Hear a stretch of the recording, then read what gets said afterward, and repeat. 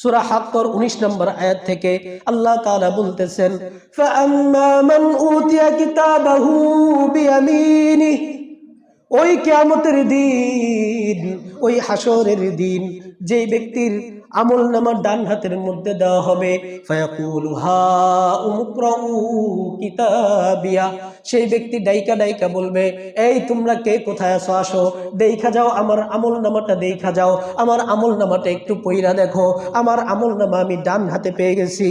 ইন্নী যানানতু আন্নী মুলাকিন হিসাবিয়া, আমি তো আগে থেকে এইটা বিশ্বাস করতাম যে আমি এই হিসাব দিবসের নিকটবর্তী হব।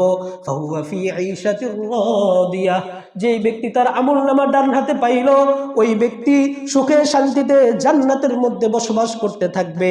ফি জান্নাতিন আলিয়া, সুউচ্চ জান্নাতে। সুবহানাল্লাহ।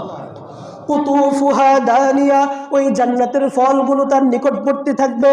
কুলু ওয়াশরাবু হানিআম বিমা আসলাফতুম ফিল আইয়ামিল খালিয়া, আল্লাহ তাআলা বলবেন, হে আমার বান্দারা, কুলু ওয়াশরাবু হানিআম বিমা আসলাফতুম ফিল আইয়ামিল খালিয়া, তোমরা তোমাদের দুনিয়ার জীবনে যেহেতু ভালো কাজ করেছো, তোমরা দুনিয়ার জীবনে যেহেতু নামাজ পড়েছো, রোজা রেখেছো, আল্লাহ তাআলার ঘর মসজিদকে আবাদ রেখেছো, মসজিদের মধ্যে দান সদকা করেছো, গরিব মিসকিনদেরকে দান সদকা করেছো, হজ করেছো, রোজা রেখেছো, নামাজ পড়েছো, মানুষের সাথে ভালো আচরণ করেছো, তোমার কথা কাজে কোনো মানুষ কষ্ট পায় নাই, তোমার প্রতি কোনো মানুষের অভিযোগ নাই, সুতরাং এই জান্নাতের মধ্যে তুমি সুখে শান্তিতে বসবাস করো।